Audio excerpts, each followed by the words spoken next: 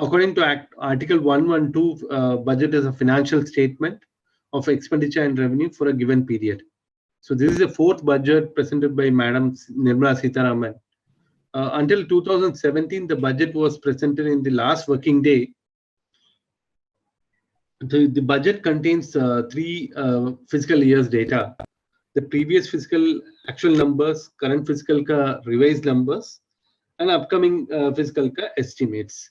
So budget also will inform the ways and means to raise the revenue 8 to 8% growth in GDP in 22-23. So this budget was not a very populist budget, and there was not announcement, but for a few concessions in the form of extension of EGLGS. But the trust was given on sectors like education, water, electricity, health, housing, and urban planning. The union budget this year seeks to lay foundation and give blueprint of economic over Amrit Kal. So this was a term used by Madam Nirmala Sitharaman, of the next 25 years from India at 75 to India at 100. So there has been a sharp increase in public investment, and capital expenditure will also benefit the youth, women, farmers, and backward classes. So this year, the budget theme is around four major pillars. The one is inclusive development, and next is the PM Gati Shakti plan. The third one is in terms of productivity, clean energy, and transmission, and climate action. And last is about financing the investment. So this year, what they have done is they have reduced the disinvestment target, and it has been moderate to a more realistic numbers of 650 billion, which is roughly 0.3% of GDP. So the states have also been given a leeway to run the same elevated level of deficit of 4% as in financial year 22. See, the RBI may also move towards a normalized monetary policy mechanism because of the high supply of GSEC in financial year 23. See, the budget is 22 is also a continuation of the past trend followed by the current government towards economic growth. The proposed launch of rupee digital currency also holds a significant, as most stable coins are backed by dollar denominator, and RBI is likely to use the most modern tool for integrating larger programs over long run.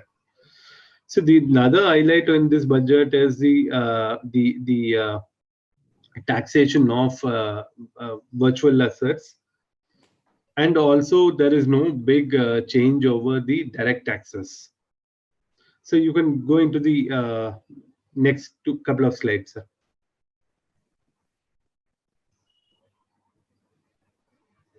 Yeah, next slide. The sector view and impact. The next slide, sir. Yeah, thank you. The first sector which I'm going to talk about is BFSI, which is banking, financial services, and insurance. One of the key announcement was extension of EGLGS, which is Emergency Credit Line Guarantee Scheme. So what they have done is they have increased by another 1 year till about March 23, and they have increased the amount by 50,000 to 5 lakh crores. So there is also a mention of additional 50,000 crores, which is earmarked for tourism. This, according to us, is a big positive for especially the tourism and travel industry, because they were actually hit mainly because of the COVID. And this loan is also guaranteed by the government. The second important thing is the credit guarantee trust for micro and small enterprises. So this is extended by 2 lakh crores to 7.5 lakh crores. So this, according to us, is a big positive, because boosting MSME sector lending to leading to improvement in asset quality of MSME lenders. So this was one sector which wanted a lot of support, and I think there is a lot of this is a big positive. Finally, the recapitalization of public sector banks by 2 lakh crores as against 15,000 crores last year. Sorry. This, according to us, is a negative, because Last year, we saw a lot of public sector banks raise the capital from the market. This there's any other capital hallmark for public sector banks. So the next slides. Sorry. The next sector is cement. So sorry. So there is continuous focus on infra growth in the capital expenditure. And see, there is also according to Prime Minister Awas Yojana, 80 lakh houses to be completed at the cost of 480 billion. So cement demand has been very low, especially in the last 5 years. It is fallen down really low to 0.7x, and as against the 1.1x for the last 25 years. But this budget, there is a lot of push for cement demand growth. So according to us, it's a very positive. Sorry. The next sector is automobiles, where there was an announcement of battery swapping policy, which according to us is very positive, because this will lead to EV growth in India. Logistics is a big sector where there was a lot of mention. The PM Gati was Shakti plan is going to be formalized in 23, and there's going to be 100 new cargo terminals over the next 3 years also. See, and the one more thing which was announced was developed unified logistics interface platform to exchange data on real-time basis. So all three are very positive according to us, because one, the key objective of Gati Shakti plan is to reduce the logistic cost and also bring in optimization. So this will also improve the overall competitiveness of the Indian companies, actually. So which we feel that is a big support to logistic industry as such. So the next page.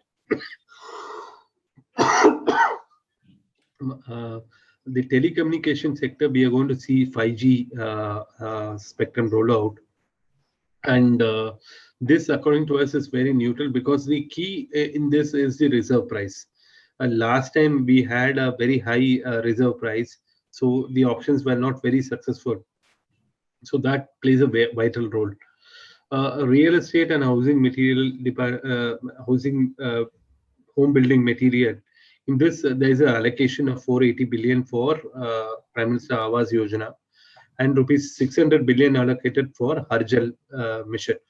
Both the announcements are very positive, because this is going to increase the affordable housing companies and the home building material suppliers also. Also, the piping companies are also going to get benefited. So this, according to us, is a very positive.